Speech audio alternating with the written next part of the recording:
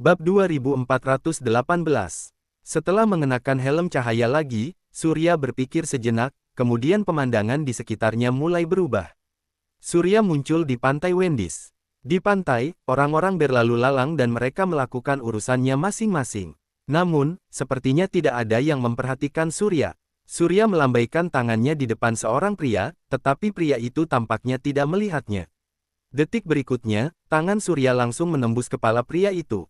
Orang-orang ini seolah-olah muncul hanya karena pikiran Surya sendiri. Karena tidak terlalu terobsesi, sehingga hanya ada seperti bayangan dan tidak berdampak apapun pada diri Surya. Karena segalanya akan berubah seiring dengan perubahan pemikiran Surya, lalu mengapa Surya tidak membiarkan Judith muncul dan memberitahunya tentang harta karun di ilusi? Karena Judith mengetahui bahwa ilusi adalah dimensi khusus, dia harusnya juga mengetahui harta apa yang tersembunyi di dalam ilusi tersebut. Surya berpikir sejenak. Detik berikutnya, Judith muncul di hadapannya. Surya menatap Judith dan berkata dengan gugup, "Nenek, ada sesuatu yang sangat penting yang ingin kutanyakan padamu. Aku harap nenek mau mengatakannya padaku." Namun, sebelum Surya bertanya, Judith sepertinya tidak bisa melihat Surya. Dia hanya berjalan cepat melewati Surya, berbalik dan segera pergi. Surya tertegun di sana dan tiba-tiba tersadar. Di dalam dunia khusus yang dibangun oleh ilusi ini, segala sesuatunya tampak berubah mengikuti pemikiran para kultivator klan naga.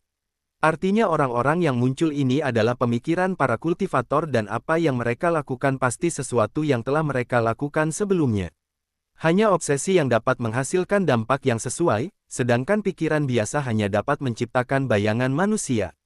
Pada saat ini, Surya memahami bahwa dunia yang terbuat dari ilusi ini dapat dipahami sebagai dunia kenangan. Setiap sosok dan segala sesuatu yang muncul di sini sebenarnya adalah sesuatu yang pernah terjadi sebelumnya.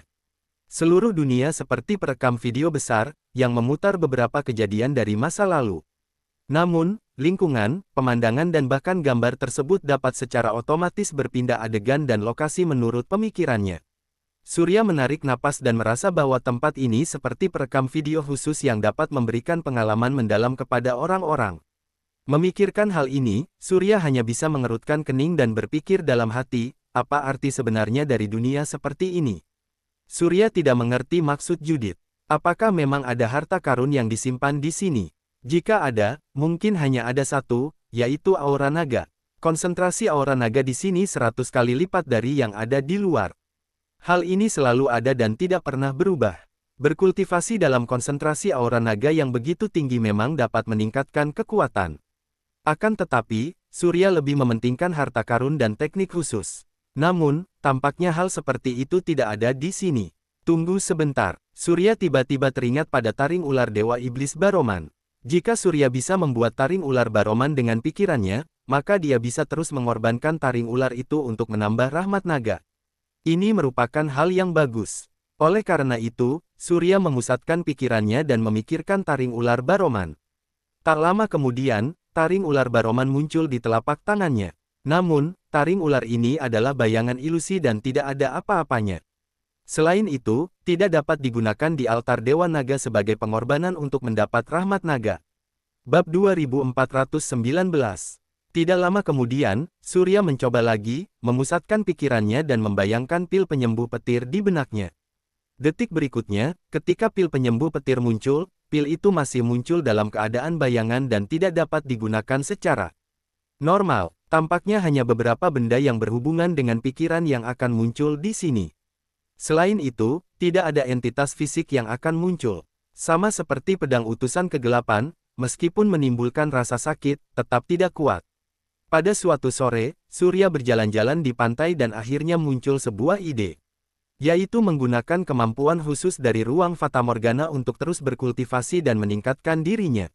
Lagi pula, hanya dengan cara inilah Surya dapat segera meningkatkan kekuatannya. Bagaimanapun, sepertinya tidak ada harta karun lain di sini kecuali sesuatu yang bisa membangkitkan pikiran. Namun, nyatanya bagi manusia, hal yang terpenting mungkin adalah kenangan. Manusia seringkali mengingat peristiwa-peristiwa masa lalu mereka sendiri. Ada yang meratapi, ada yang menghargai, ada yang memuji, ada yang membenci dan lain-lainnya. Namun, tidak peduli emosi apa yang mereka miliki, kenangan tetaplah kenangan dan ditakdirkan untuk tidak muncul lagi. Namun, Di sini ingatan apapun, selama membuat manusia terobsesi, pasti akan muncul kembali. Setiap manusia mempelajari beberapa pengetahuan dan pengalaman dari ingatan tersebut. Pada akhirnya, meningkatkan kekuatannya sendiri. Oleh karena itu, Surya menangkap fitur yang kuat ini dengan tajam, kemudian kegembiraan yang kuat muncul di hatinya. Detik berikutnya, pikiran Surya tergerak dan pemandangan di sekitarnya berubah menjadi pulau kukel lagi. Utusan kegelapan muncul lagi. Saat dia melihat Surya, utusan kegelapan tiba-tiba melancarkan serangan. Surya menghindar ke kiri dan ke kanan, lalu menggunakan teknik berjalan naga lagi, kemudian menggunakan penarikan aura naga.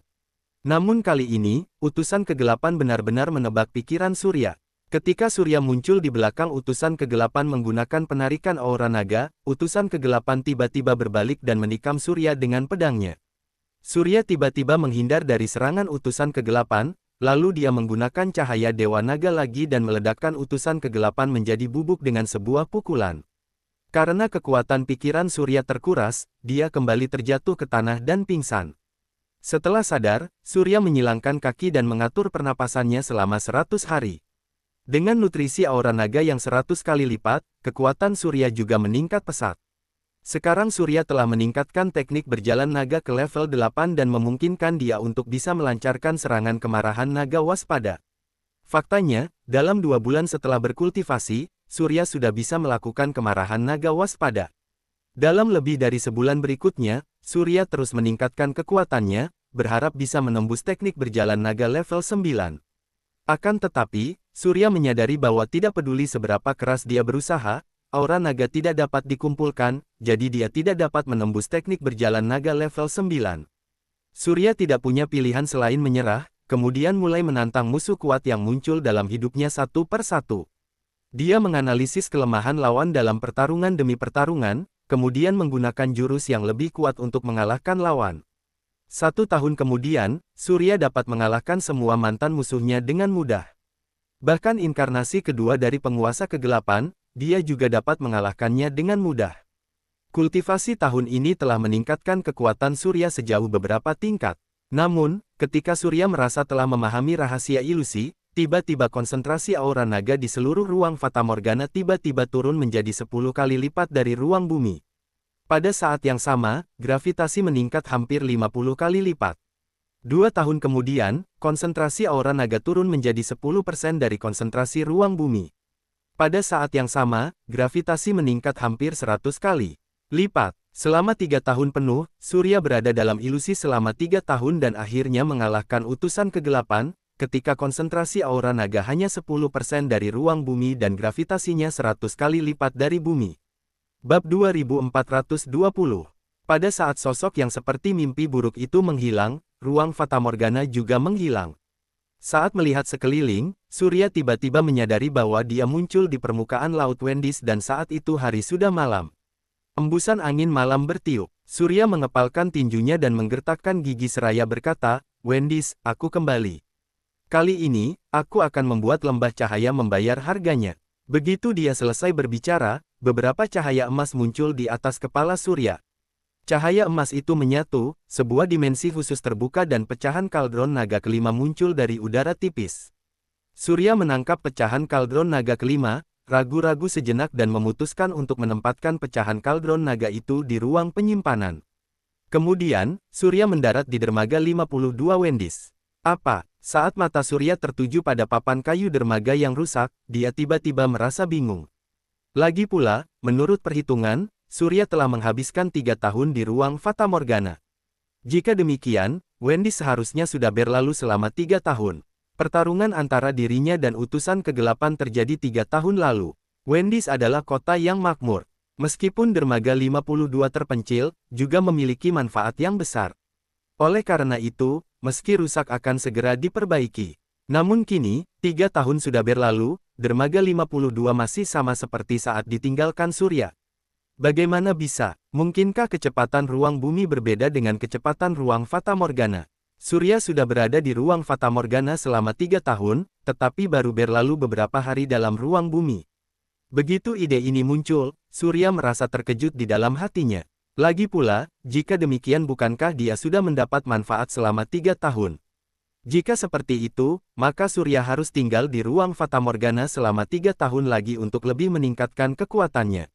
Untuk mengetahui situasi saat ini, Surya datang ke kota Wendis. Saat ini, Surya telah mengubah penampilannya, memasuki hotel bobrok tempat dia berada dan menanyakan waktu kepada pemilik hotel tersebut.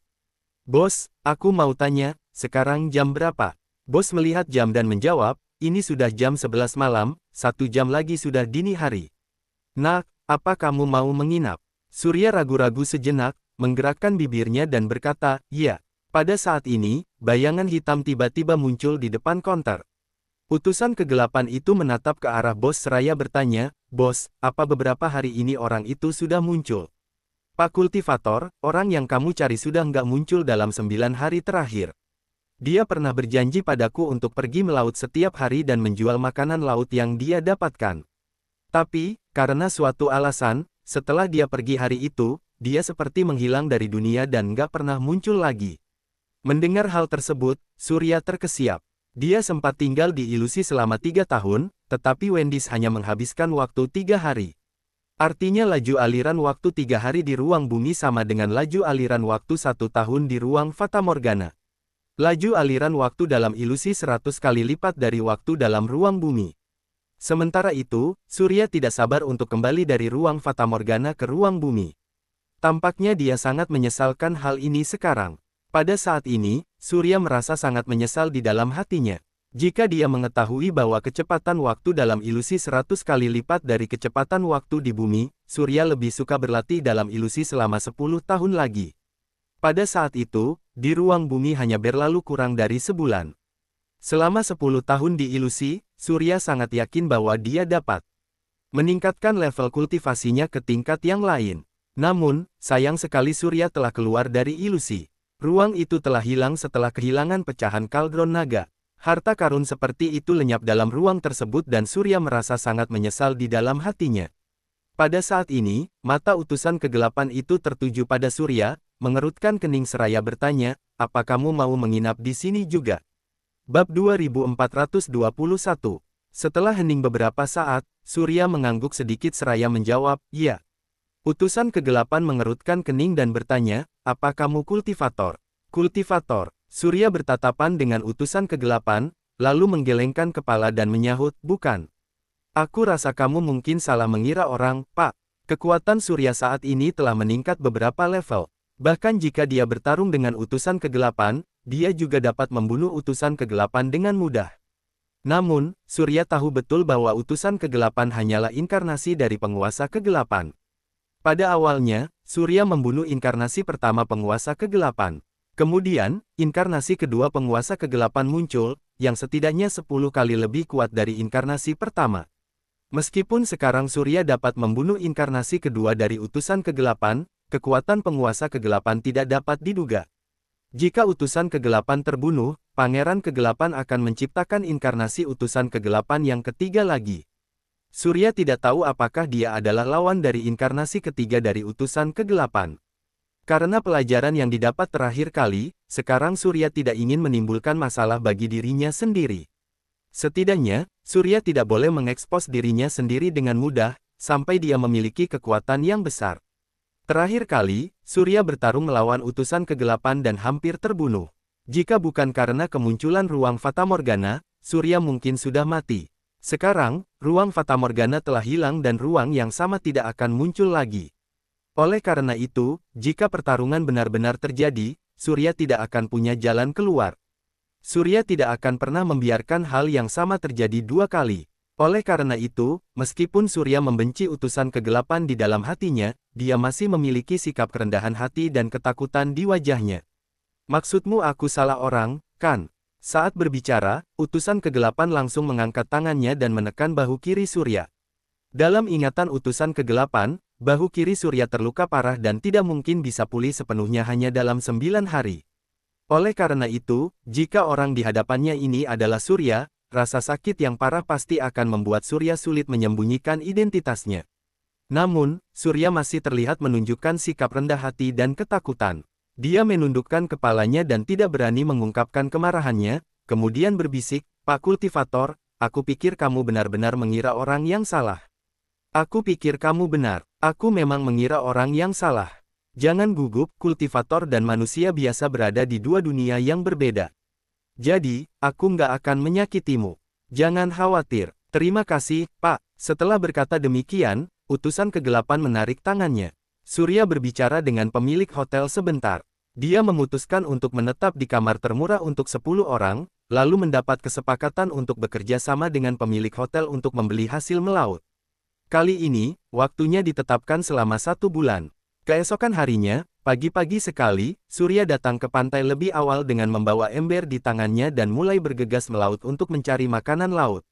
Pada suatu pagi, dia menemukan satu ember penuh berisi makanan laut dan menjualnya ke pemilik hotel dengan imbalan 2.000 keris. Pemilik hotel memberitahu Surya bahwa seorang pedagang melaut biasa hanya bisa mendapatkan 1.000 keris dalam sehari. Hasil melaut Surya di satu pagi, menghasilkan 2 kali lipat dari orang lainnya. Ini sudah sangat beruntung. Surya merasa sangat senang. Pemilik hotel itu tersenyum seraya berkata, "Sepertinya kamu lebih beruntung. Bagaimana kalau aku memberimu kamar terpisah agar kamu bisa tidur lebih nyaman saat malam hari? Tapi, harga yang sesuai juga bisa lebih tinggi." Enggak perlu. Aku cuma mau mencari uang di sini. Hari ini hari pertamaku melaut. Mungkin cuma keberuntungan, jadi aku nggak bisa mengeluarkan lebih banyak uang lagi. Bab 2422. Selama 3 hari berturut-turut, Surya mendapatkan makanan laut lebih banyak dibandingkan pedagang lainnya. Hampir setiap hari dia mendapat 2.000 keris. Akhirnya pada pagi hari kelima, Surya mengikuti saran pemilik hotel dan menginap di kamar 1 orang. Meskipun kamar ini tidak mewah, sangat rapi dan bersih dan merupakan kamar pribadi. Surya tinggal di sini dan dapat beristirahat lebih awal saat malam hari. Namun, Surya tidak tidur terlalu awal di malam hari, melainkan dia justru memikirkan bagaimana menghadapi pertempuran di wilayah Teluk Brat. Kotlin mengatakan bahwa dalam waktu 3 bulan, jika pertempuran di wilayah Teluk Brat tidak dapat dihentikan, maka bumi tidak akan memiliki peluang nyata. Namun, kini Surya tidak tahu bagaimana cara meredam pertempuran di wilayah Teluk Brat. Jika ingin menghadapi pertempuran, harus memahami penyebab dari pertempuran tersebut. Dalam beberapa hari terakhir, Surya menanyakan berita tersebut dan mengetahui bahwa pertempuran di wilayah Teluk Brat disebabkan oleh organisasi khusus, yang hampir menguasai seluruh negara kecil di wilayah Teluk Brat. Organisasi ini adalah organisasi Cahaya Dewa yang pernah berhubungan dengan Surya sebelumnya. Tidak ada yang mengetahui alasan mengapa organisasi Cahaya Dewa menciptakan pertempuran di wilayah Teluk Brat. Surya juga merasa bingung, namun, tidak sulit untuk menebak bahwa tujuan pertempuran ini adalah untuk menciptakan pikiran jahat di hati masyarakat. Sementara itu, pikiran-pikiran jahat ini adalah kunci untuk melahap pikiran-pikiran baik. Pada awalnya, Elis yang merupakan ketua agung berjubah hitam di organisasi Cahaya Dewa, mengorbankan jiwanya kepada Dewa Iblis Baroman. Hal ini berarti organisasi Cahaya Dewa kemungkinan telah menyerah kepada Dewa Iblis. Sekarang, pemimpin suci sama seperti Elis, sudah mengorbankan dirinya kepada Dewa Iblis. Pemimpin suci organisasi Cahaya Dewa telah menjadi boneka Dewa Iblis dan secara alami akan menyebabkan pertempuran di wilayah Teluk Brat. Karena hanya dengan cara inilah akan ada lebih banyak orang yang memiliki pikiran jahat. Pikiran jahat ini merupakan pengorbanan khusus kepada Dewa Iblis. Faktanya, dalam pandangan Surya, kendali organisasi Cahaya Dewa atas pertempuran di wilayah Teluk Brat memiliki kelebihan dan kekurangan. Kelebihannya adalah organisasi Cahaya Dewa menguasai seluruh wilayah Teluk, yang membuat pertempuran di seluruh wilayah Teluk dapat dikendalikan. Lagi pula, Surya percaya bahwa selama organisasi Cahaya Dewa mengeluarkan perintah, pertempuran di wilayah Teluk Brat dapat segera diakhiri. Adapun kekurangannya, ada banyak kultivator kuat di organisasi Cahaya Dewa. Kekuatan dari para kultivator ini tidaklah rendah. Tidak mudah untuk mengalahkan mereka. Walaupun bisa mengalahkan mereka dengan mudah, pemimpin suci mungkin tidak akan mendengarkan saran Surya. Selain itu, jika pemimpin suci organisasi Cahaya Dewa mengorbankan jiwanya kepada Dewa Iblis, maka membuktikan satu hal, yaitu mungkin ada hubungan yang aneh antara organisasi Cahaya Dewa dan Lembah Cahaya. Suatu hari nanti, organisasi Cahaya Dewa mungkin memilih untuk tidak terus menyerah kepada Lembah Cahaya. Jika demikian, mungkin akan terjadi pertempuran antara pemimpin suci dan penguasa kegelapan. Oleh karena itu, meski pemimpin suci tidak akan menjadi sahabat Surya, Surya juga masih belum bersedia menjadi musuh pemimpin suci. Selain itu, Surya tidak ingin membiarkan utusan kegelapan menemukannya. Begitu Surya menunjukkan kekuatan kultivasinya, dia pasti akan menarik ide utusan kegelapan. Oleh karena itu, Surya juga perlu memiliki rencana terlebih dahulu untuk masalah ini. Jika tidak, dia akan ditemukan oleh utusan kegelapan dan itu akan merepotkan. Lagi pula, hanya 5 hari. Surya percaya bahwa petunjuk yang diperoleh dalam 5 hari ini masih kurang untuk membuat kesimpulan secara langsung. Selain itu, Surya berjanji kepada pemilik hotel bahwa dia akan memberikan sejumlah makanan laut setiap hari untuk bulan depan. Jika dia tiba-tiba menghentikan perilaku ini di tengah jalan, dia mungkin akan menjadi sasaran utusan kegelapan. Oleh karena itu, Surya memilih untuk terus menjadi pedagang melaut yang tidak dikenal. Faktanya, dibandingkan pekerjaan lain, menjadi pedagang melaut jauh lebih bebas. Lagi pula, melaut penuh dengan hal-hal yang tidak diketahui. Tidak ada yang tahu berapa keuntungan yang didapat dalam sehari dan pikiran orang tidak akan terkekang. Kecuali hanya perlu bangun pagi-pagi sekali, hampir tidak ada kekurangan dalam melaut. Apalagi, menjadi pedagang melaut tidak ada syaratnya, hanya perlu membawa ember untuk menjadi pedagang melaut. Oleh karena itu, selain orang luar, banyak juga warga kota Wendis yang bergabung dengan barisan pedagang melaut. Setiap pagi banyak orang yang datang ke pantai untuk melaut. Bab 2423. Surya berbaur di antara orang-orang ini, mendengarkan mereka berbicara tentang berbagai hal dan mendapatkan beberapa informasi berguna dari mereka. 10 hari kemudian, saat melaut, mendengarkan suara deburan ombak, seorang pedagang melaut tiba-tiba mengangkat kepalanya, mengerutkan kening ke langit sambil berkata, sudah hampir 20 hari, sejak ilusi muncul. Bukannya setiap kali ilusi muncul, akan muncul kembali selama beberapa hari. Selalu ada situasi yang nggak menentu dalam segala hal. Mungkin kelembapan di udara selama ini berkurang, jadi ilusi gagal terbentuk. Yang disebut ilusi sebenarnya adalah gambaran yang dibentuk oleh pembiasan cahaya dan sinar matahari. Nggak ada yang istimewa darinya. Itu cuma sesuatu yang membuat penasaran dan menyenangkan bagi manusia biasa. Sebenarnya, aku lebih khawatir tentang pertempuran di Teluk Berat daripada ilusi. Wilayah Teluk Berat sudah dilanda pertempuran selama bertahun-tahun. Penduduk dari negara-negara kecil di sekitar Skerman berbondong-bondong ke sana dalam jumlah besar. Hal ini juga secara nggak langsung memperburuk kondisi kehidupan kami, penduduk lokal Skerman. Aku nggak setuju dengan apa yang kamu bilang. Lagi pula, nggak ada seorang pun yang ingin melihat pertempuran. Nggak peduli orang di negara manapun, setiap orang bebas dan setara dan mereka nggak boleh diperlakukan berbeda. Walaupun apa yang kamu katakan benar, tapi dampak sebenarnya makin hari makin meningkat. Aku rasa nggak akan lama lagi, Skerman nggak akan mampu memikul beban yang begitu berat. Mungkin, kalau situasi ini nggak dikendalikan, negara kita pada akhirnya akan terlibat dalam pertempuran. Percakapan warga mengingatkan Surya. Ketika kembali ke hotel, pada malam hari, Surya menghubungi Elsa. Dia meminta Elsa untuk mengirimi statistik jumlah pengungsi yang pergi ke Skerman akibat pertempuran di wilayah Teluk Berat dalam beberapa tahun terakhir.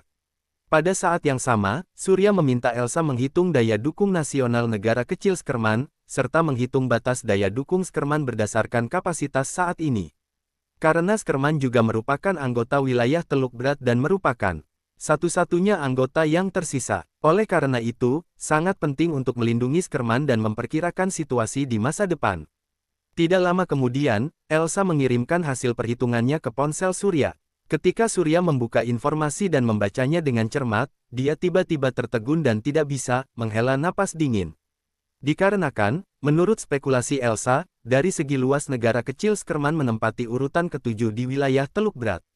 Logikanya, negara sekecil itu memiliki daya dukung yang sangat lemah bahkan Elsa memberikan batasan acuan. Berdasarkan berbagai kemampuan Skerman, batas acuan yang dapat disimpulkan adalah negara kecil Skerman hanya mampu menampung masuknya paling banyak 3 juta pengungsi. Hal ini merupakan batas maksimum sirkulasi perekonomian Skerman. Namun faktanya, Skerman kini memiliki lebih dari 5 juta pengungsi dari berbagai negara di wilayah Teluk Berat dan jumlahnya masih terus bertambah. Jumlah ini jauh melebihi batas perekonomian Skerman. Artinya perekonomian dalam negeri Skerman kini berada dalam situasi genting. Bab 2424. Seluruh Skerman berada dalam suasana yang sangat tertekan dan tegang. Pertama karena perekonomian dan kedua karena jumlah pengungsi masih terus meningkat. Selain itu, ada banyak pengungsi yang melakukan beberapa hal yang bertentangan dengan hukum nasional Skerman dan terlibat dalam kegiatan ilegal. Namun, Surya tidak merasakan hal seperti itu atau lebih tepatnya, tidak ada suasana tegang di Wendy's. Surya tidak tahu kenapa bisa seperti ini, sampai dia menemukan bahwa Wendy's adalah pusat di garis pantai Skerman. Artinya Wendy's merupakan lokasi terjauh dari seluruh negara kecil di wilayah Teluk Berat. Oleh karena itu, dapat dimaklumi jika tidak ada fluktuasi ekonomi dan masalah keamanan yang besar di sini. Namun, situasi ini seharusnya tidak berlangsung lama. Surya awalnya ingin mengambil tindakan langsung. Namun, jika dipikir-pikir, Wendy's hanyalah sebuah kota kecil di Skerman. Bisa dibilang Wendy's tidak berarti apa-apa bagi Skerman. Jumlah pengungsi lokal di Skerman sudah melebihi batas daya dukung. Dalam keadaan seperti itu, Skerman tetap mampu menghidupi dirinya sendiri tanpa keruntuhan. Ini membuktikan satu hal, yaitu Skerman jelas memiliki semacam kekuatan inti. Kekuatan inti ini mengendalikan Skerman dan situasi pertempuran di seluruh wilayah Teluk Berat.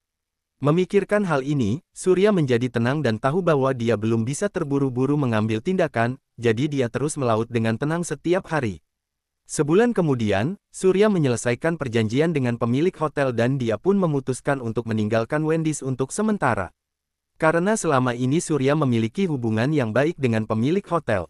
Ketika pemilik hotel melihat Surya pergi, dia menghela napas dan berkata, "Kalau aku jadi kamu, aku pasti sudah lama kembali ke kampung halamanku. Tapi aku nggak bisa meninggalkan hotelku. Nah, pertempurannya akan segera dimulai. Kamu harus segera kembali ke kampung halamanmu.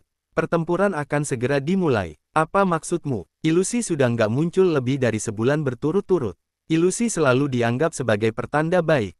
Tapi, sekarang ada yang bilang kalau ilusi nggak akan pernah muncul lagi. Pernah ada yang meninggalkan ramalan bahwa setelah ilusi menghilang, akan terjadi pertempuran di Skerman. Surya meninggalkan Wendy's dan pergi ke Bahlevin, ibu kota Skerman. Ketika Surya baru saja tiba di Bahlevin, pertempuran melawan Skerman akhirnya pecah. Di sebuah kota di perbatasan Skerman, setengah dari bangunannya hancur menjadi tanah dan hangus dalam waktu setengah hari. Negara kecil ini, yang awalnya tentram dan damai, kini terlibat dalam pertempuran tanpa akhir di wilayah Teluk Berat, dengan peluru berjatuhan dari waktu ke waktu. Melihat orang-orang yang panik, Surya merasakan rasa iba yang kuat di hatinya. Di halaman Serikat Kultivator Bahlevin, puluhan kultivator sedang berdiri di sana. Mereka adalah kultivator yang telah mencapai tingkat suci. Kebanyakan dari mereka awalnya bukan penduduk Skerman, tetapi kemudian memilih untuk tinggal karena berbagai alasan. Pada saat ini, seorang pria tua berambut perak yang berdiri di depan kultivator berkata, "Prajurit muda, kali ini kehormatan dan kedamaian Skerman bergantung pada kalian. Skerman adalah negara yang nggak menginginkan pertempuran. Sekarang, terlibat dalam pertempuran ini benar-benar bukan niat kita. Oleh karena itu, kita harus mencabut gigi harimau tersebut secepatnya dan memberikan pukulan langsung kepada harimau tersebut. Hanya dengan cara ini, dengan mengungkapkan sikap dan menunjukkan kekuatan kita dapat menghalangi pandangan negara-negara tetangga di sekitar kita. Hanya dengan cara ini, kita bisa mencegah seluruh Skerman jatuh ke dalam pertempuran secara keseluruhan. Kita hanya bisa mengandalkan kalian untuk mencapai semua ini. Pak Aristo, tolong beritahu secara langsung.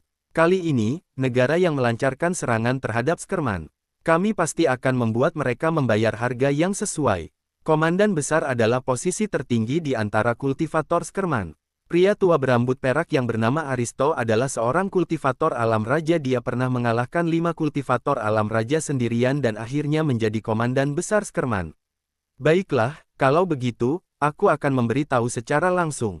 Cahaya dingin melintas di mata Aristo. Lalu dia berkata dengan nada dingin, "Kali ini, teman lama Skerman, yaitu Eder, yang memimpin untuk menyelinap dan mencoba menyeretku ke dalam pertempuran di wilayah Teluk Berat." Ternyata Eder, benar-benar nggak disangka. Dulu, Eder dan Skerman adalah sekutu. Sekarang, Eder justru berbalik melawan dan menyerang Skerman. Bab 2425. Ya, sepertinya kali ini Eder akan mengingkari janjinya. Tapi kita pasti akan membuat Eder membayar 10 kali lipat harga atas perbuatan mereka. Diam, Aristo berteriak, semua orang langsung terdiam. Aristo melanjutkan, masalah ini sangat genting. Aku cuma punya satu permintaan. Ingat, dalam 3 hari, aku ingin melihat Komandan Besar Eder, Biluk, mati. Dunia kultivator memiliki peran pembimbing dalam dunia manusia. Sebagai pemimpin Eder, Biluk secara alami mengendalikan seluruh situasi Eder. Kali ini, Eder secara terbuka melancarkan serangan terhadap Skerman, yang pasti juga merupakan niat Biluk. Oleh karena itu, mengirimkan orang secara langsung untuk membunuh Biluk dapat berdampak besar dan membuat jera militer serta warga sipil Eder.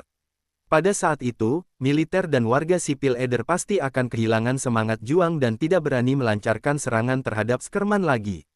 Nyatanya, dalam 2 tahun terakhir, Aristo sudah mempertimbangkan kemungkinan diserang oleh negara tetangga, bahkan dia juga membuat beberapa rencana terkait untuk itu.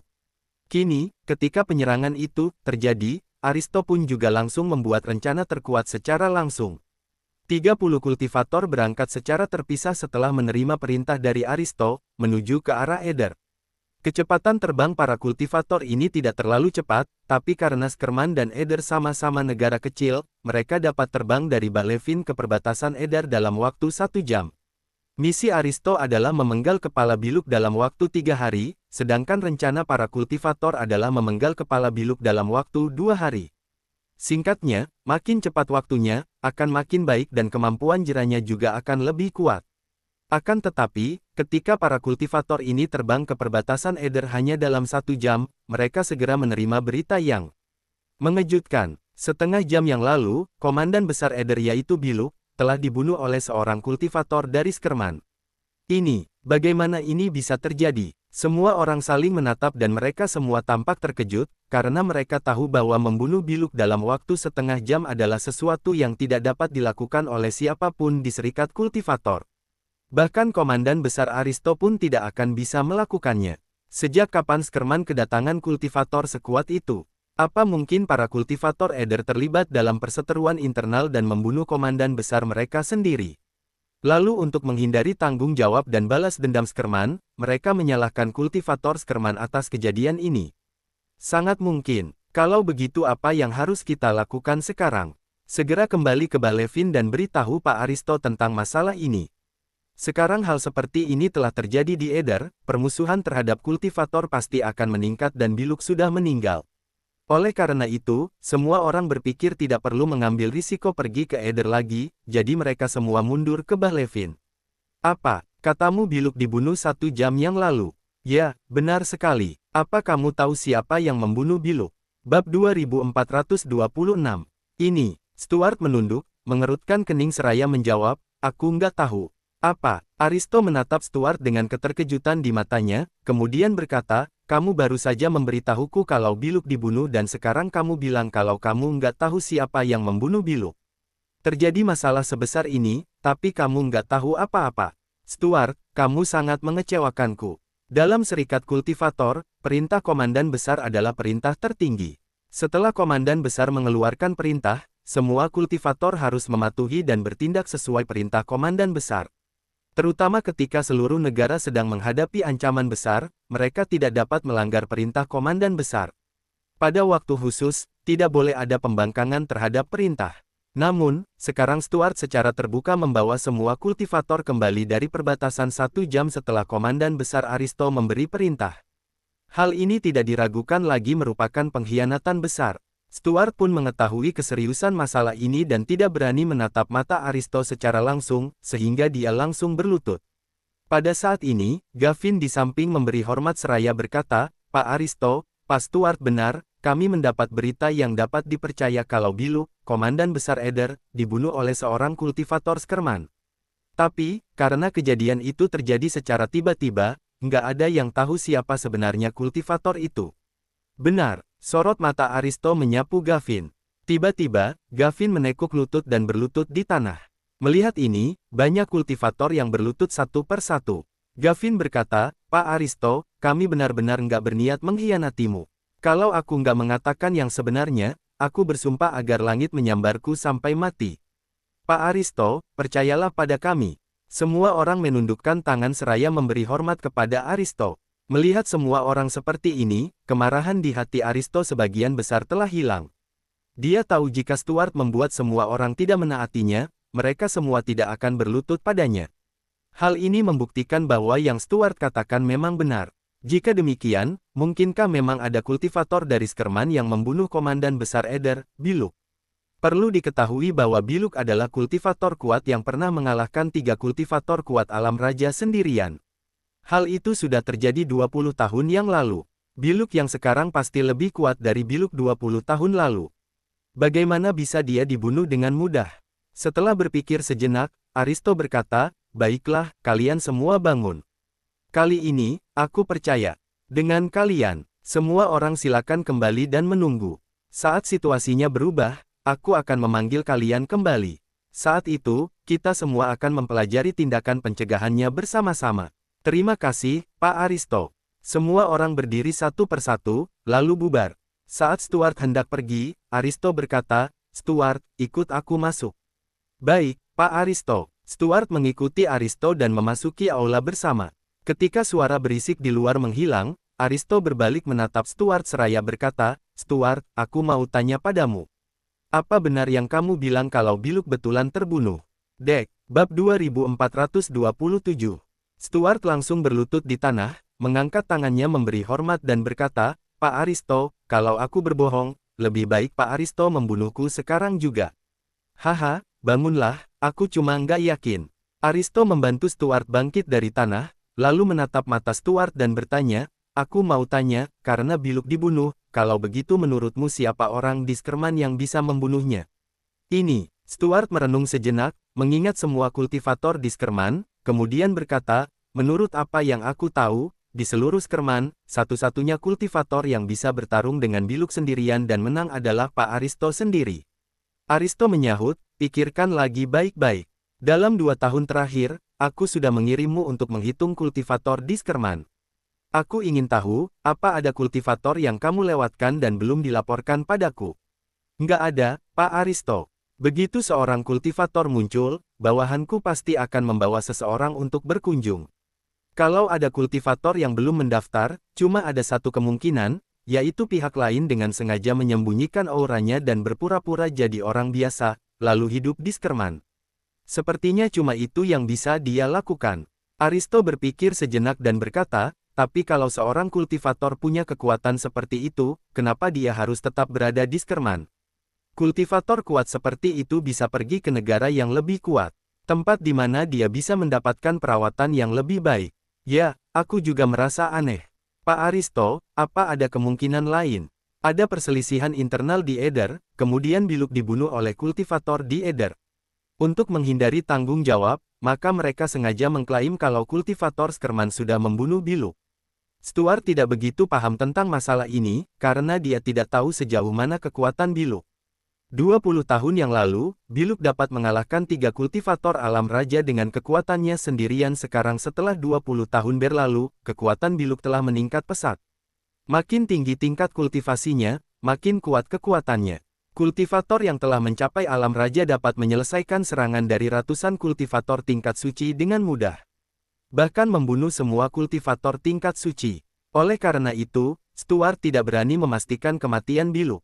Akan tetapi, Aristo langsung membantah spekulasi Stuart dan berkata, "Enggak, itu enggak mungkin.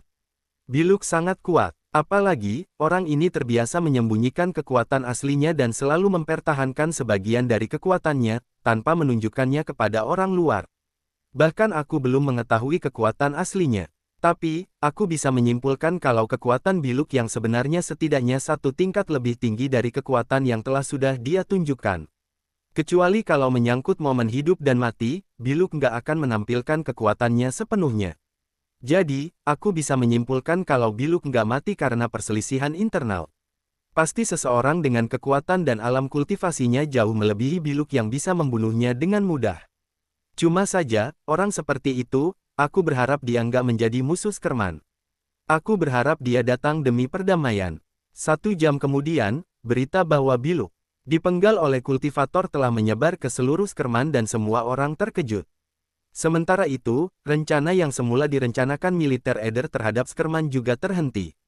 Bahkan kultivator yang bernama Geno, yang membimbing militer dalam melaksanakan rencana tersebut juga menghilang. Militer Eder langsung memasuki situasi stagnan. Pada saat yang sama, di ruang bawah tanah Serikat Kultivator di Danik, ibu kota Eder, Surya melemparkan Geno yang terluka ke tanah seraya berkata kepada pria yang duduk di atas tahta, Ketua Agung berbaju kuning, Aliden dari organisasi Cahaya Dewa, sekarang, bawahanmu Geno sudah aku bawa. Biluk sudah dibunuh, Geno juga terluka parah dan kendalimu atas Eder terhenti. Aliden duduk di singgasana seraya menatap Surya dengan tenang, tetapi ketika matanya menyapu Geno, ada sedikit kekecewaan dan dia berkata, sepertinya kamu memang sangat kuat. Walaupun kamu mengendalikan Eder, kamu nggak bisa mengendalikan seluruh situasi pertempuran di wilayah Teluk Berat. Bersambung ke bab 2428. Terima kasih. Bab 2428. 1. Eder nggak ada artinya bagi seluruh wilayah Teluk Berat. Terlebih lagi, begitu pemimpin suci mengetahui situasi di sini, dia pasti akan mengirim seseorang untuk segera menanganimu. Tapi, aku adalah orang yang sangat berbakat dan kamu memang sangat kuat. Kalau kamu bersedia bergabung denganku, aku bisa membiarkanmu mengambil alih militer Eder. Mulai sekarang, di Eder, kamu akan menjadi orang dengan status tertinggi selain aku. Menurutmu aku akan setuju. Aliden menatap Surya dan menjawab dengan tenang, menurutku, kamu nggak punya pilihan. Kamu salah. Aku punya pilihan lain, yaitu membunuhmu, lalu duduk di tempatmu dan menunggu pemimpin suci muncul. Saat berbicara, Surya membalikkan tangan kanannya dan pedang naga iblis muncul di tangannya. Pada saat ini, Geno yang sedang berlutut di tanah, merasakan niat membunuh. Dia menatap Aliden dengan ngeri seraya menyela, Pak Aliden, bantu aku, selamatkan aku. Surya mengangkat pedangnya dan menebaskannya. Sementara itu, Geno jatuh ke tanah dan mati. Surya tidak berhenti, melainkan berjalan menuju Aliden selangkah demi selangkah. Sambil berjalan ke depan, Surya berkata, Aliden, kamu punya dua pilihan sekarang. Yang pertama adalah segera beritahu aku keberadaan pemimpin suci dan yang kedua adalah mati. Aliden menarik napas dalam-dalam, kemudian menyahut, sepertinya kita bisa membahasnya lagi, mungkin masih ada pilihan lain. Surya menjawab, aku hitung sampai 3. Sebaiknya kamu segera memberiku jawaban. 1, 2. Saat ini, Aliden dikejutkan oleh aura kuat yang menyeruak dari tubuh Surya. Dia justru melompat dari singgasananya seraya berkata, Pak, aku mengaku kalah. Sekarang aku akan memberitahumu keberadaan pemimpin suci. Bagaimanapun, pemimpin suci sudah merencanakan untuk mengubah seluruh Berat menjadi lautan pertempuran. Jadi, nggak ada yang bisa mengubah keinginan pemimpin suci. Kamu sangat bertele-tele. Surya tiba-tiba mengulurkan tangan kirinya dan mencekik leher Aliden. Detik berikutnya, Surya mengangkat Aliden dan berkata dengan nada dingin, sebaiknya kamu segera memberitahuku keberadaan pemimpin suci. Kalau enggak, aku akan membunuhmu sekarang juga. Aliden terus meronta. Pada akhirnya, begitu Surya melepaskannya, Aliden terjatuh ke tanah, terkulai seraya terengah-engah dan menjawab, Pak, aku akan bilang. Pemimpin suci sekarang ada di Tavia, ibu kota Brunata. Tempat itu adalah pusat dari wilayah Teluk Berat. Pemimpin suci ada di sana untuk mengendalikan pertempuran di seluruh wilayah Teluk Berat. Serangan terhadap Skerman ini juga merupakan niat pemimpin suci. Surya kemudian bertanya, kenapa tiba-tiba memilih untuk menyerang Skerman? Karena pemimpin suci menghabiskan waktu 1 tahun untuk menimbun persediaan yang cukup. Sekarang Skerman sudah kehilangan perannya dan sebagian besar pengungsi di seluruh wilayah Teluk Berat telah melarikan diri ke Skerman. Cuma dengan membuka Skerman seluruh wilayah Teluk Berat bisa terjerumus dalam api pertempuran. Nggak akan ada negara yang bisa lolos dari api pertempuran. Ini adalah perintah dari pemimpin suci dan ini juga misi yang diberikan surga kepada pemimpin suci. Tiba-tiba, Surya memahami tidak ada keraguan bahwa pemimpin suci organisasi Cahaya Dewa telah mengorbankan jiwanya kepada Dewa Iblis. Sementara itu, Dewa Iblis membutuhkan dukungan, jadi pemimpin suci memilih wilayah Teluk Berat. Bab 2429. Hanya pertempuran yang terus-menerus yang dapat membuat manusia merasakan kesakitan yang tiada habisnya. Kelaparan, kedinginan dan kesedihan dapat membangkitkan pikiran jahat di dalam hati manusia. Awalnya, Skerman lolos dari pertempuran karena keberuntungan. Namun, sekarang tujuan pemimpin suci telah tercapai dan lebih dari 5 juta pengungsi telah berdatangan ke Skerman. Orang-orang ini adalah persembahan yang akan digunakan pemimpin suci untuk dikorbankan kepada Dewa Iblis. Pikiran jahat yang mereka hasilkan adalah sumber daya yang sangat penting bagi pemimpin suci. Oleh karena itu, pemimpin suci tidak siap untuk membiarkan Skerman keluar dari pertempuran. Dia membiarkan Aliden mengendalikan biluk dan melancarkan serangan terhadap Skerman. Aliden menatap Surya dan berkata dengan gugup, "Pak, aku sudah memberitahumu semua yang aku tahu. Sekarang, bisakah kamu mengampuni nyawaku?" "Nggak bisa." "Kenapa?" Aliden menatap Surya dengan keterkejutan di matanya. Detik berikutnya, wajah Surya menjadi muram dan dia menjawab, "Karena kamu sudah menyebabkan terlalu banyak pembunuhan dan membuat banyak orang yang nggak bersalah kehilangan tempat tinggal, jadi kamu pantas mati." "Pak, jangan." Surya menusuk dada Aliden dengan pedangnya, lalu menendang Aliden ke tanah dan mencabut pedang naga iblisnya. Faktanya, Surya tidak berniat melepaskan Aliden. Lagi pula, membunuh Aliden pasti akan menarik perhatian pemimpin suci. Jika dia pergi ke Brunata secara terbuka sekarang, mungkin akan lebih merepotkan untuk menghadapinya, jika pemimpin suci sudah bersiap. Bunuh Aliden dan tarik perhatian pemimpin suci. Pada saat itu, pemimpin suci pasti akan mengirim seseorang ke sini atau dia akan datang sendiri. Jika pemimpin suci mengutus seseorang, maka dia mau tidak mau akan mengabaikan situasi di Brunata karena adanya pengalihan perhatian. Jika demikian, Surya dapat memanfaatkan situasi ini. Dia akan memasuki Brunata dan mencari pemimpin suci. Jika pemimpin suci datang sendiri, maka Surya bisa langsung melawan pemimpin suci. Pertempuran ini, bahkan terjadi dimanapun, pasti akan menjadi pertempuran yang mengubah nasib wilayah Teluk Berat. Setelah keluar dari serikat kultivator, Surya membuang auranya sebagai seorang kultivator. Setelah mengubah penampilannya, tidak ada yang mengenali Surya. Saat dia berjalan di jalanan, tidak berbeda dengan orang biasa. Ketika Surya baru saja berjalan beberapa puluh meter keluar dari serikat kultivator dan berbaur dengan kerumunan, utusan kegelapan tiba-tiba muncul dan mendatangi serikat kultivator. Pada saat ini, ekspresi menghina muncul di mata utusan kegelapan, lalu dia masuk ke dalam serikat kultivator. Organisasi Cahaya Dewa awalnya merupakan pengikut Lembah Cahaya dan semuanya mematuhi perintah Lembah Cahaya. Namun, dalam beberapa tahun terakhir, sikap organisasi terhadap Lembah Cahaya agak berubah. Pemimpin suci yang awalnya sangat patuh, menjadi agak sombong. Faktanya, utusan kegelapan telah menduga bahwa pemimpin suci pasti telah mengorbankan jiwanya kepada Dewa Iblis. Pemimpin suci dari organisasi Cahaya Dewa kini telah menjadi boneka Dewa Iblis, jadi dia tidak mau mengikuti perintah Lembah Cahaya lagi. Meskipun utusan kegelapan membenci pemimpin suci, dengan kekuatan pemimpin suci, dia tidak memenuhi syarat untuk mengambil tindakan secara pribadi. Setidaknya sampai Surya berhasil ditangani, utusan kegelapan tidak akan mengambil tindakan terhadap pemimpin suci untuk saat ini. Kali ini, utusan kegelapan datang ke Eder bukan untuk membimbing organisasi Cahaya Dewa, melainkan karena mendengar bahwa Biluk dibunuh oleh seorang kultivator Skerman. Di antara semua kultivator Skerman, hanya ada dua kultivator yang dapat membunuh Biluk. Pertama adalah Aristo, komandan besar serikat kultivator Skerman, sementara yang kedua adalah Surya. Pada saat kejadian itu terjadi, Aristo berada di serikat kultivator Skerman. Oleh karena itu, satu-satunya yang bisa membunuh Biluk adalah Surya. Selama ini, utusan kegelapan telah mencari jejak Surya di Wendis. Namun, dia tidak menyangka bahwa Surya telah tiba di Eder dan membuat keributan besar di Eder. Utusan kegelapan mendatangi Eder dengan tujuan untuk menemukan Surya. Ketika utusan kegelapan memasuki serikat kultivator, dia menemukan mayat Aliden dan Geno di ruang bawah tanah. Tubuh keduanya masih hangat, hal ini membuktikan bahwa Surya baru saja pergi belum lama ini. Tiba-tiba, amarah muncul di hatinya. Tidak lama kemudian, utusan kegelapan bergegas keluar dari serikat kultivator dan bergegas ke jalanan yang ramai.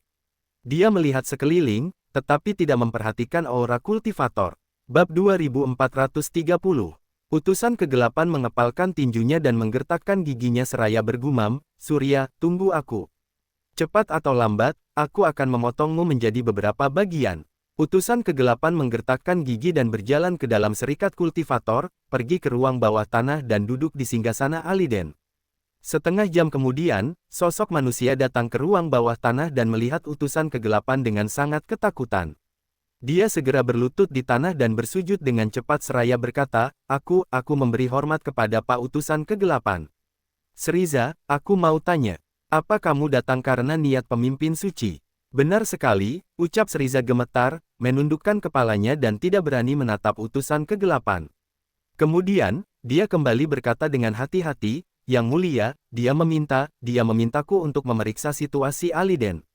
Tapi aku nggak menyangka kalau semua ini adalah niat yang mulia. Aku pikir pasti ada kesalahpahaman. Nggak ada salah paham. Baik, aku mengerti. Utusan kegelapan menyahut dengan marah, dasar bodoh, kelihatannya kamu mengira aku yang membunuh Aliden dan Geno. Seriza tiba-tiba terkejut dan menjawab, memangnya ini bukan ulah Bapak? Utusan kegelapan berkata, bukan. Semua ini dilakukan oleh Surya. Surya membunuh Biluk, lalu dia membunuh Aliden dan Geno. Aku baru saja sampai, tapi sayangnya dia sudah pergi. Pak Utusan Kegelapan, apa Bapak ingin menangani masalah ini secara pribadi? Aku nggak peduli dengan apapun. Tapi, Surya, dia milikku. Ingat, beritahu pemimpin suci kalau dia melihat Surya, dia nggak boleh membunuh Surya apapun yang terjadi. Aku ingin dia dalam keadaan hidup. Baik, aku mengerti. Utusan Kegelapan turun dari singgasana dan berjalan cepat melewati Seriza. Seriza sangat ketakutan sampai dia menundukkan kepalanya dan seluruh tubuhnya gemetar. Baru setelah aura Utusan Kegelapan benar-benar menghilang, Seriza perlahan berdiri dan sosoknya menghilang ke dalam kegelapan tanpa jejak. Surya berkeliaran di jalan, sesekali melewati pintu serikat kultivator untuk memeriksa situasi di serikat kultivator. Di sini sangat sepi, bahkan keamanan dasar tidak diterapkan. Melihat ini, Surya sangat bingung. Bagaimanapun, Aliden dan Geno adalah pengendali Eder yang sebenarnya. Sekarang setelah kedua orang ini terbunuh, tidak diragukan lagi hal ini adalah masalah besar bagi serikat kultivator Eder. Namun, sekarang, di sini masih sangat damai. Ini merupakan hal yang tidak normal. Surya menduga pemimpin suci pasti mengirim seseorang ke sini.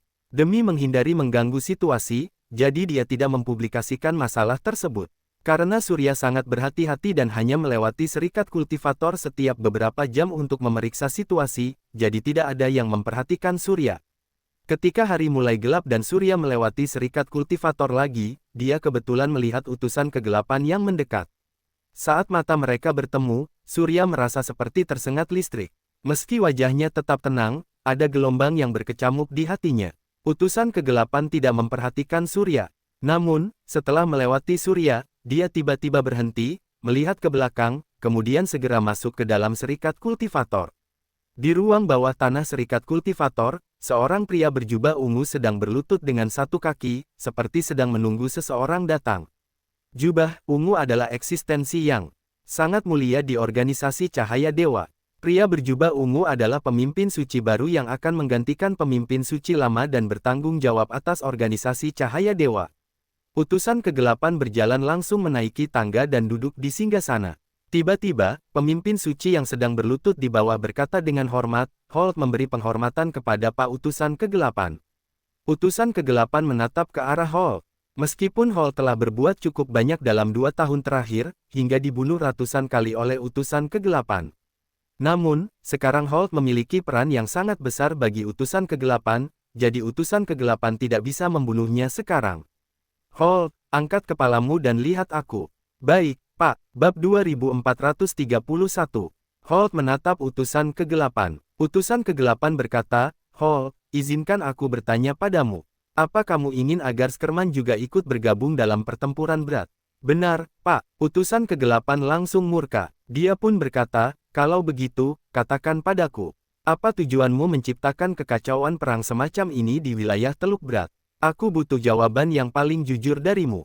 Holt merasa ragu-ragu selama beberapa saat sebelum berkata, Pak Utusan Kegelapan, orang-orang di wilayah Teluk Berat nggak punya keyakinan. Sebagai pengikut Lembah Cahaya, agar memiliki pengaruh di wilayah berat, organisasi Cahaya Dewa harus memulai perang di wilayah ini.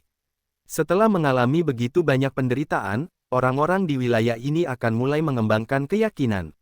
Dengan cara ini, mungkin bisa membuat Lembah Cahaya tetap abadi. Yang kamu katakan memang benar. Sekarang, harusnya kamu tahu betul mengenai masalah Surya, kan? Ya, Pak. Sekarang, aku memintamu untuk memancing Surya keluar. Gunakan cara apapun yang kamu bisa. Tapi ingat, jangan bunuh dia. Aku ingin dia hidup-hidup, mengerti? Jangan khawatir, Pak Utusan Kegelapan. Aku akan melaksanakan apa yang kamu perintahkan. Saat Holt berbicara, tampak kilatan cahaya melintas di matanya. Sebenarnya, Holt sudah lama terpikir menggunakan cara ini untuk menutupi tujuannya. Hanya saja, Lembah Cahaya selalu mengabaikan masalah wilayah Teluk Berat. Oleh karena itu, Holt belum pernah mencoba apakah cara ini akan berhasil atau tidak.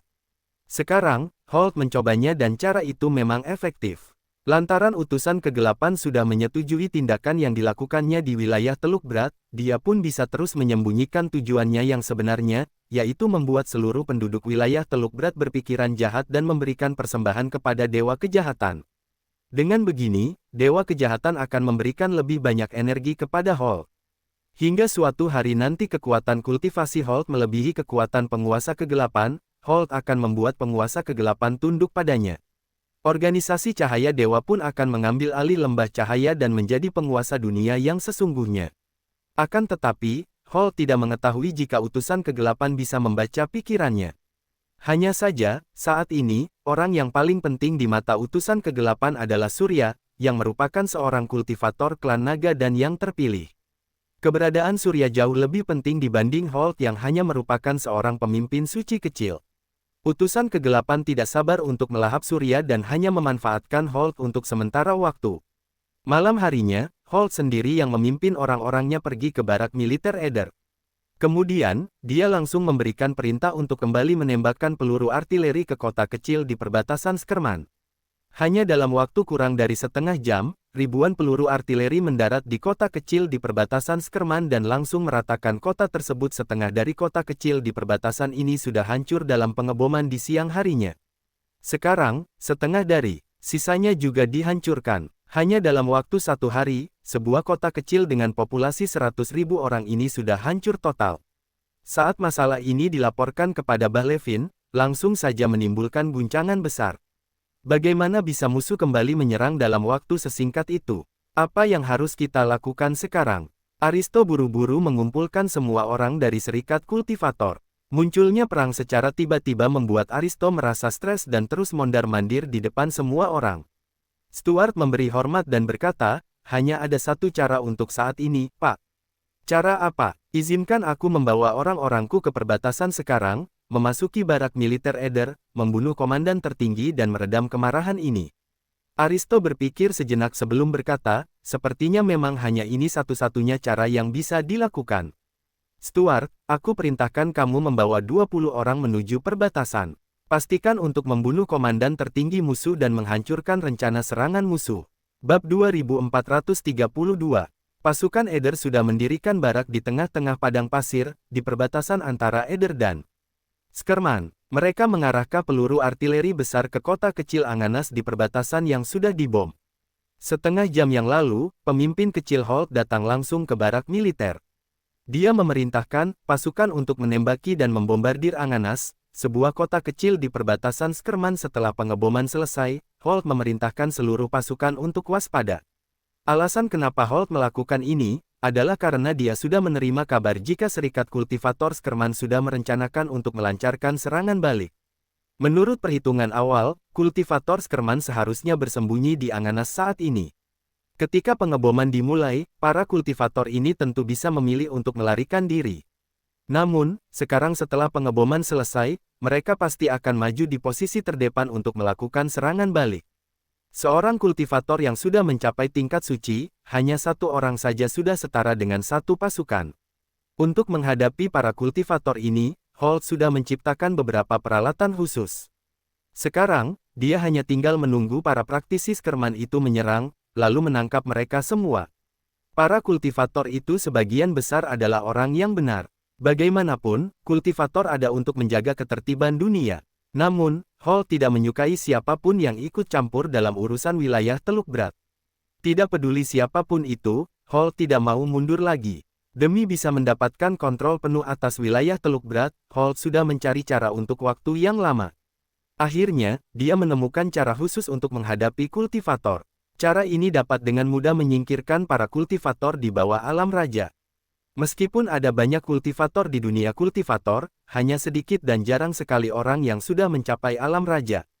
Selain itu, wilayah Teluk Berat bukanlah wilayah yang makmur dan merupakan wilayah terpencil di dunia ini.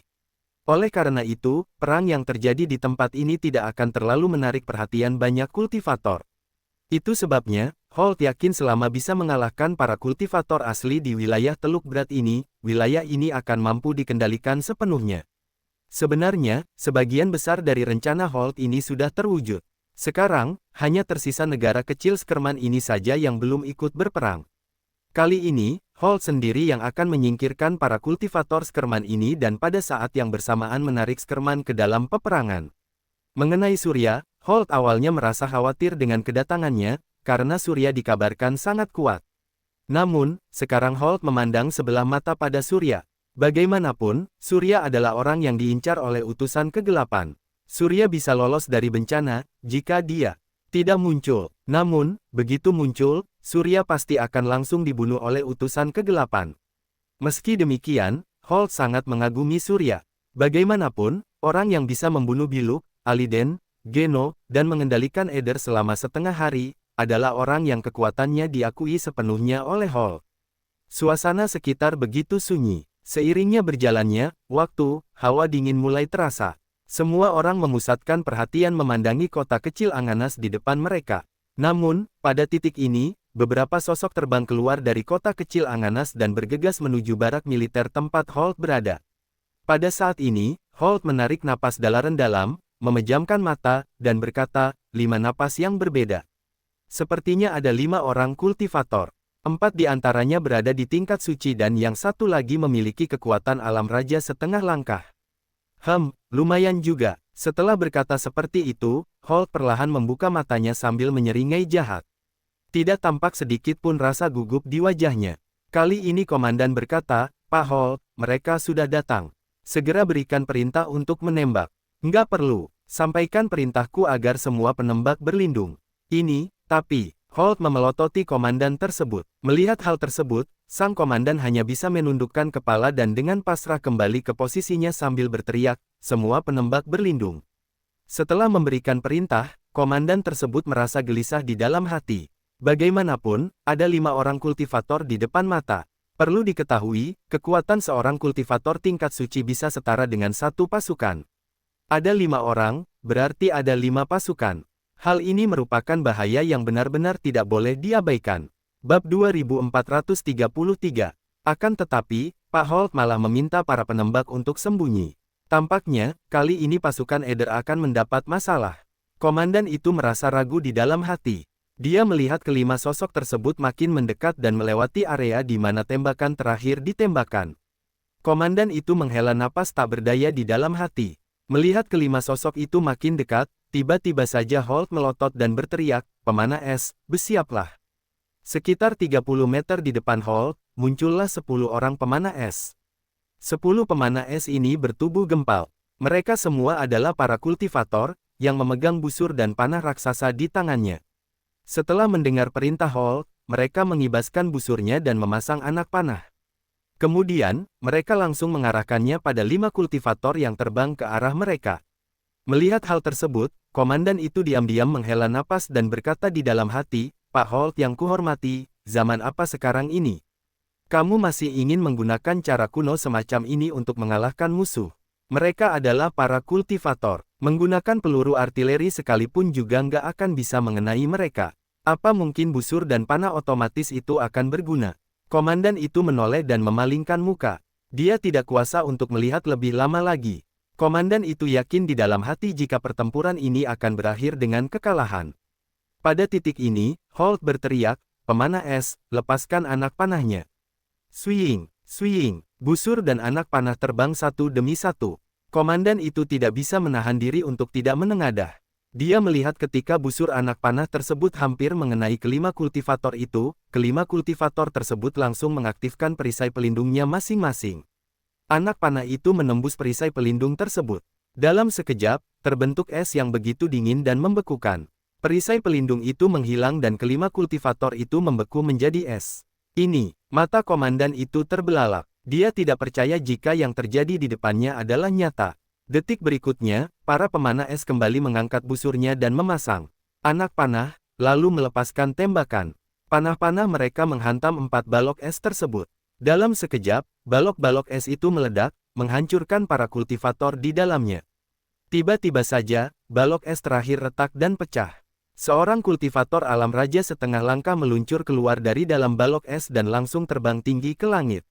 Dia terlihat melompat-lompat beberapa kali di udara seperti burung kecil, kemudian menyerang ke arah Holt. Namun, sebelum orang ini bisa terbang mendekat, para pemanah es kembali melancarkan serangan. Mereka mengangkat busurnya dan memasang anak panah. Satu persatu anak panah terbang keluar. Kultivator di alam raja tersebut melepaskan aura yang kuat. Dia berusaha menyingkirkan seluruh anak panah tersebut. Namun, ketika auranya yang kuat itu menyebar, tanpa diduga sebagian dari energinya tersebut diserap oleh anak panah, yang kemudian berubah menjadi badai salju. Udara dingin tiba-tiba datang. Kultivator alam raja setengah langkah ini hampir langsung membeku. Kemudian, beberapa anak panah menembus dan menghancurkan balok es tersebut. Brak, balok es itu meledak. Kultivator alam raja setengah langkah tersebut langsung hancur berkeping-keping. Komandan itu benar-benar tercengang melihat adegan tersebut. Dia tahu, kultivasi itu tidak mudah untuk dilakukan. Sangat sedikit kultivator yang bisa mencapai tingkat suci. Mereka yang mampu mencapai alam raja setengah langkah bahkan lebih langka lagi. Orang seperti itu pasti sudah menanggung banyak kesulitan untuk akhirnya bisa mencapai titik ini. Namun, dia tidak menyangka jika Pak Holt akan mampu membunuhnya dalam beberapa puluh detik saja, hanya dengan 10 orang pemanah es. Holt menatap komandan itu. Dia tersenyum tipis dan berkata, "Kamu pasti penasaran, bagaimana aku bisa melakukannya, kan?" Bab 2434. Ya, komandan itu mengangguk dengan penuh semangat dan berkata, "Pak Holt, bisakah kamu memberitahuku bagaimana kamu bisa melakukannya? Ini, kenapa 10 pemanah es itu bisa memiliki kekuatan yang begitu hebat?" Holt tersenyum tipis. Sebenarnya, sebelum melihat kekuatan Dewa Kejahatan, Holt juga merasa takut dengan kekuatan seperti itu. Namun, sekarang Holt memiliki kekuatan seperti itu. Jadi, Holt merasa bangga akan hal itu. Sebenarnya, kamu nggak perlu khawatir. Kamu hanya perlu tahu kalau kekuatan ini adalah kekuatan dariku, Holt. Dengan adanya diriku, Holt, aku bisa membunuh semua kultivator Skerman hanya dalam waktu 3 hari saja dan aku juga bisa meratakan seluruh Skerman dalam waktu 10 hari. Kultivator Skerman, kali ini akhir riwayatmu telah tiba. Benarkah?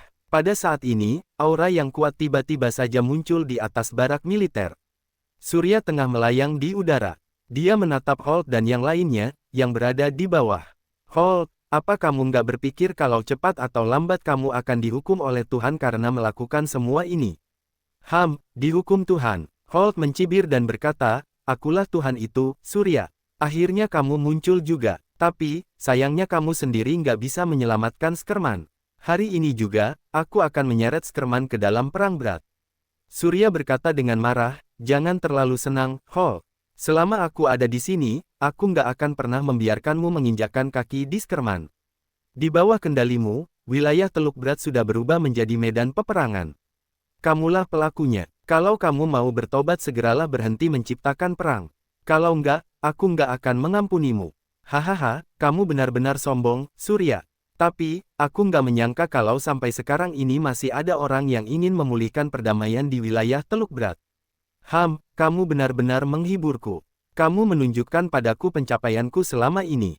Betapa hebatnya diriku. Aku yang sudah menciptakan semua ini. Sekarang, kamu nggak punya pilihan lagi, Surya. Benarkah?" Surya menggertakkan giginya. Dia tahu di dalam hati jika hampir mustahil untuk menghentikan pemimpin suci Holt saat ini. Satu-satunya cara yang bisa dilakukan adalah dengan membunuhnya. Hanya dengan cara itu, situasi yang terjadi di wilayah Teluk Berat ini bisa diubah. Bagaimanapun, tidak ada yang bisa membuat seseorang yang mengorbankan jiwanya kepada Dewa Kejahatan untuk berhenti membunuh. Hal tersebut karena orang itu sudah mati. Kehendaknya sudah bukan lagi miliknya. Dia hanyalah boneka yang dikendalikan oleh Dewa Kejahatan. Kalau begitu, untuk mempertanggungjawabkan semua kesombonganmu, aku akan mengirimmu pada kematianmu sekarang, Holt. Surya membalikkan tangan kanannya. Pedang naga iblis muncul di tangannya. Detik berikutnya, Surya turun dari langit, sementara Holt berteriak, "Pemanah es, lepaskan anak panahnya." Ke-10 pemanah es tersebut kembali mengangkat busurnya dan memasang anak panah. Mereka membidik Surya dan melepaskan anak panahnya. Semua anak panah itu meluncur, lalu menyatu di udara dan membentuk sebuah balok es yang besar. Detik berikutnya, balok es tersebut dihancurkan oleh aura naga. Bersamaan dengan suara yang keras, pecahan es yang tak terhitung jumlahnya berserakan di tanah. Pada saat itu juga, Surya mendarat di atas tanah. Surya mengangkat tangannya dan menebas dengan menggunakan energi pedang. Dalam sekejap, kelima pemanah tersebut langsung terbelah tepat di bagian pinggangnya oleh energi pedang. Pada titik ini, 5 pemanah lainnya kembali mengangkat busurnya dan memasang anak panah, lalu menembakkan panah es tersebut. Roar, terbentuk naga putih. Ekor naga itu tiba-tiba mengibas dan langsung menerbangkan 5 anak panah es. Kemudian, cakar naga itu mencengkeram 2 orang pemanah es dan langsung menghancurkannya. Naga itu juga mengangkat ekornya dan membunuh 2 pemanah es lainnya. Pada titik ini, hanya 1 pemanah tersisa di antara 10 pemanah lainnya. Setelah menyaksikan apa yang terjadi di depannya, pemanah itu masih berdiri di sana tanpa ekspresi. Dia mengangkat busurnya dan memasang anak panah, lalu kembali membidik Surya. Segera saja, dia melepaskan anak panah dari busurnya. Namun, tepat ketika anak panah itu ditembakkan, ekor naga itu menghantam tubuhnya dan langsung membunuhnya. Anak panah itu meluncur ke arah Surya, Surya berkelit ke samping dan meraih anak panah tersebut. Tiba-tiba saja, Surya mengerutkan kening. Dia bisa merasakan dengan jelas adanya kekuatan dewa kejahatan yang samar-samar pada anak panah tersebut. Bab 2435. Ketika melihat ke bawah, panah es di tangannya sudah berubah menjadi bubuk dan berhamburan tertiup angin. Segera saja Surya menoleh untuk melihat ke arah Hulk. Muncul beberapa retakan tanah yang terbuka di bawah kakinya. Dalam sekejap, Surya berubah menjadi bayangan dan meluncur untuk meraih leher Hulk dengan satu tangannya. Hulk, akhir riwayatmu sudah tiba. Namun, pada titik ini, sebuah bayangan hitam berkelebat dan langsung muncul di depan tubuh Hulk. Detik berikutnya, sosok itu mencengkeram tangan Surya. Kerudung pria bertopeng itu terlepas. Wajah, yang sudah tidak asing muncul di depan mata Surya. Utusan kegelapan menatap Surya dengan tatapan sedingin es dan berkata, "Akhirnya kita bertemu lagi, Surya." "Apa, jadi itu kamu?" Surya menatap utusan kegelapan dengan terkejut. "Benar, ini aku." "Kamu." Hulk berasal dari lembah cahaya. "Kalau kamu ingin membunuhnya, kamu harus bertanya padaku, apakah aku menyetujuinya atau enggak." Surya mencibir dan berkata, "Jadi, kamu juga sudah tahu mengenai wilayah Teluk Berat." "Tapi kamu..." Sebelum Surya bisa menyelesaikan kata-katanya, utusan kegelapan sudah terlebih dahulu mencekik leher Surya kuat-kuat. Kemudian, utusan kegelapan langsung mengangkat Surya dari tanah dan berkata, "Surya, di ruang dan waktu ini, kamu adalah orang yang paling kubenci selain anak cahaya. Kuharap aku bisa langsung membunuhmu. Tapi, kalau ini terlalu mudah bagimu, aku akan menyiksamu sampai mati. Aku akan membuatmu memohon padaku agar aku membunuhmu." Setelah berkata seperti itu, utusan kegelapan menghantam dada Surya secara beruntun dengan telapak tangannya dan membuat Surya terpental ke udara. Di tengah udara, Surya melakukan salto ke belakang, melayang di tengah udara, lalu mendarat di atas tanah. "Apa, kamu?" Utusan kegelapan terkejut saat melihat Surya dengan mudahnya mampu mengatasi kekuatan telapak tangannya. Bagaimanapun, kekuatan telapak tangan utusan kegelapan barusan sudah cukup untuk menghancurkan tulang-tulang Surya. Namun, sekarang Surya mampu menetralisirnya dengan mudah. Surya menatap Hulk dengan tatapan dingin. Wajahnya menjadi muram dan dia pun berkata, "Utusan kegelapan, sebenarnya aku nggak ingin memberitahukan siapa diriku sebenarnya. Aku juga nggak ingin menjadi musuhmu. Tapi, karena hari ini kamu sudah mengetahuinya, aku mengakui semua itu. Ayo bertarung denganku." Sambil berkata seperti itu, aura naga yang kuat memancar dari tubuh Surya. Utusan kegelapan tampak terkejut dan berkata, "Aku nggak menyangka kalau kamu akan meningkat pesat di ruang Fata Morgana. Kupikir hanya dalam beberapa hari saja, kekuatanmu nggak akan meningkat banyak. Tapi, sepertinya aku sudah terlalu meremehkanmu. Sekarang, aku jadi penasaran dengan apa yang ada di ruang Fata Morgana itu." Tapi itu gampang.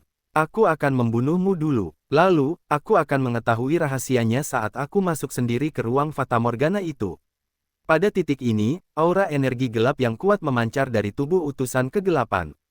Dua aura kuat yang dipancarkan oleh keduanya membentuk dua badai, yang langsung menerbangkan semua orang dalam jarak 100 meter di sekitarnya.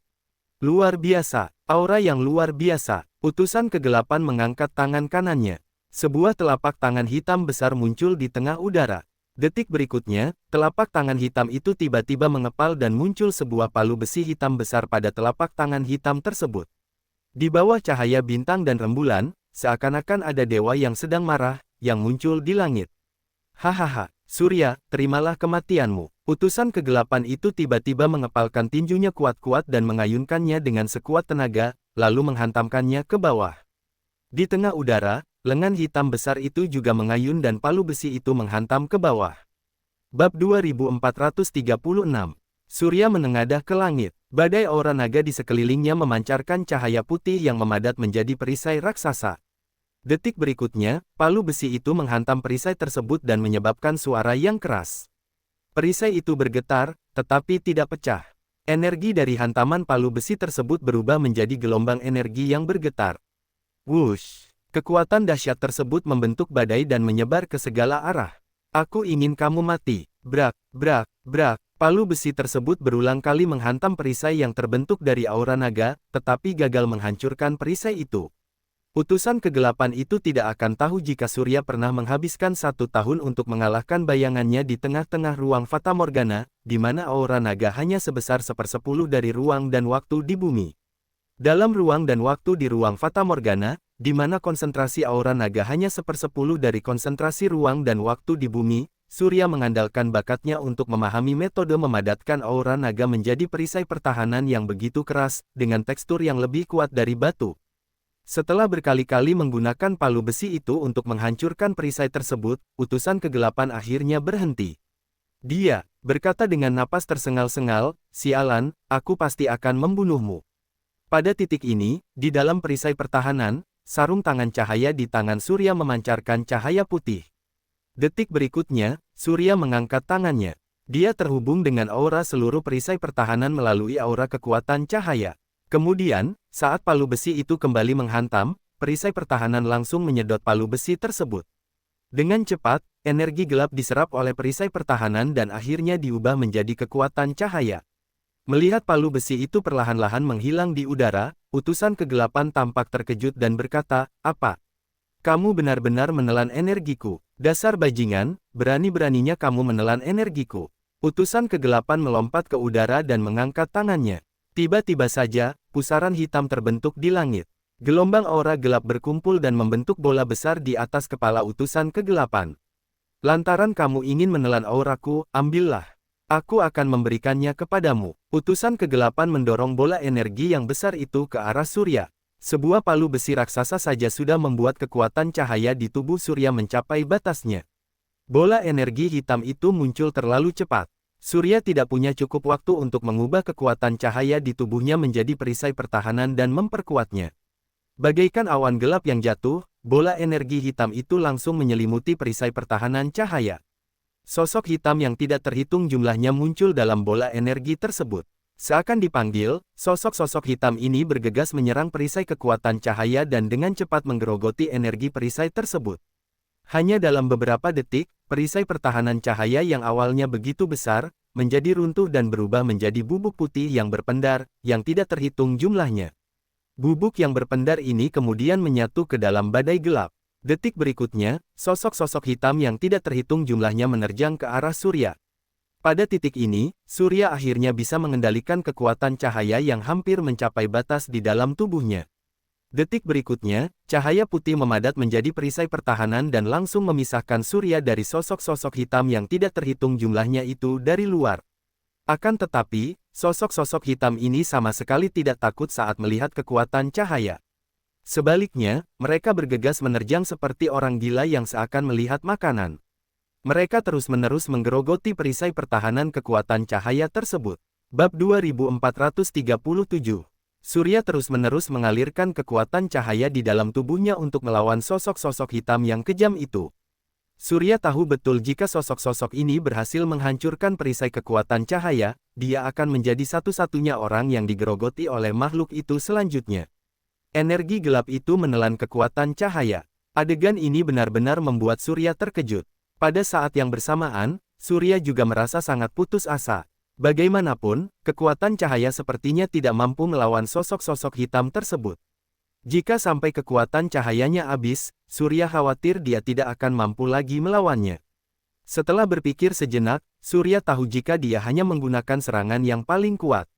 Jika tidak, setelah perisai pertahanan cahaya ini hancur, dia tidak akan mampu lagi berbuat apa-apa. Dalam sekejap, kaldron satu naga melayang di udara. Surya melepaskan seluruh aura naga di tubuhnya dan memadatkannya menjadi naga putih. Segera saja, Surya melafalkan mantra. Dia menggunakan teknik berjalan naga dan berteriak, teknik berjalan naga bentuk 7, naga waspada melihat ke belakang. Bersamaan dengan teriakan keras Surya, sebuah manik-manik emas muncul di atas kepala Surya begitu saja. Detik berikutnya, manik-manik emas tersebut terbang menuju tubuh naga putih, yang langsung mengubah naga putih itu menjadi naga emas dalam sekejap saja. Kemudian, naga emas itu meraung keras. Roar! Dalam sekejap, perisai kekuatan cahaya yang semula kokoh itu menjadi hancur. Sosok-sosok hitam yang tidak terhitung jumlahnya menerjang bagai gelombang pasang. Naga emas itu berkeliaran di tengah kegelapan. Ekor naga itu menamparkan beberapa kali. Seluruh sosok hitam itu langsung berubah menjadi energi hitam. Bola energi hitam yang besar itu juga hancur dalam sekejap. Detik berikutnya, Surya berdiri di atas kepala naga emas. Dia bergegas keluar dari bola energi hitam dan langsung menerjang ke arah utusan kegelapan. Roar! Naga emas itu meraung dengan marah. Cakarnya tiba-tiba mencengkeram tubuh utusan hitam. Namun, tepat di saat naga emas itu hendak menghancurkan utusan kegelapan menjadi bubuk, batas waktu teknik berjalan naga tiba. Naga emas itu berubah menjadi potongan-potongan cahaya keemasan dan menghilang. Surya yang melayang di udara, turun ke tanah. Lantaran sebagian besar kekuatan pikirannya terkuras, tubuh Surya pun bergetar beberapa kali. Surya cepat-cepat menstabilkan kembali tubuhnya. Hehehe hahaha. Utusan kegelapan mengangkat kepalanya dan tertawa terbahak-bahak. Dia berkata, hampir saja, Surya. Hanya sedikit lagi, kamu akan mampu membunuhku. Tapi, kamu nggak akan pernah punya kesempatan itu lagi. Setelah berkata demikian, utusan kegelapan memegang pedang hitamnya dan berjalan menghampiri Surya selangkah demi selangkah. Menggunakan api penyucian kegelapan barusan sudah menghabiskan sebagian besar energi utusan kegelapan. Oleh karena itu, keadaan utusan kegelapan saat ini juga tidak jauh berbeda dari Surya. Sebagian besar energi keduanya sudah terkuras. Utusan kegelapan mengayunkan pedangnya dengan sekuat tenaga. Surya juga mengangkat tangannya untuk menebaskan energi pedang. Kedua serangan tersebut berbenturan di udara dan menghasilkan ledakan. Detik berikutnya, dua bayangan saling menerjang ke arah satu sama lain. Mereka terlibat dalam pertarungan sengit yang tak henti-hentinya menguras energi mereka. Sementara pada saat itu, di kejauhan, Holt yang berdiri di atas kepala truk menyaksikan adegan tersebut dengan senyum tipis di bibirnya. Pertempuran sengit antara Surya dan utusan kegelapan barusan, menunjukkan kekuatan luar biasa mereka berdua. Holt menyadari jika dirinya tidak akan bisa mengalahkan salah satu dari mereka seorang diri jika mereka dalam kondisi prima. Namun, situasinya sekarang berbeda. Kedua orang ini sudah menghabiskan banyak energi di tubuh mereka karena bertarung satu sama lain. Sekarang, mereka berjuang untuk mempertahankan nyawanya masing-masing. Jadi, hanya dengan menunda sebentar lagi saja, mereka berdua pasti akan kehabisan energi. Pada saat itu, membunuh mereka berdua akan semudah membalikkan telapak tangan. Sejak menjadi pemimpin suci baru di organisasi Cahaya Dewa, Holt selalu dipandang sebelah mata. Semua orang menyebut Holt sebagai pemimpin suci kecil. Di dunia kultivator, hanya pemimpin suci lama yang dihormati. Kali ini, karena ini adalah kesempatan emas, Holt akan menggunakannya untuk meningkatkan statusnya di dunia kultivator. Hari ini, jika Holt berhasil membunuh Surya dan utusan kegelapan pada saat yang bersamaan, dia pasti akan menjadi terkenal di dunia kultivator besok. Terlebih lagi, jika Surya dan utusan kegelapan dikorbankan pada dewa kejahatan secara bersamaan, pahala yang diterima Holt pasti akan makin besar. Senyuman di wajah Holt membeku. Pada saat ini, Holt tahu jika dirinya harus sangat berhati-hati dan tidak boleh menunjukkan niatnya sebelum waktunya tiba.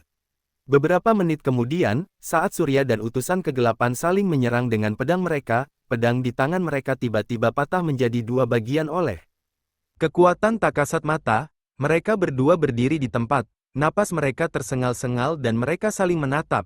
Meskipun tidak melanjutkan pertarungan, niat untuk membunuh masih terpancar jelas di mata mereka. Bersambung ke bab 2438. Terima kasih.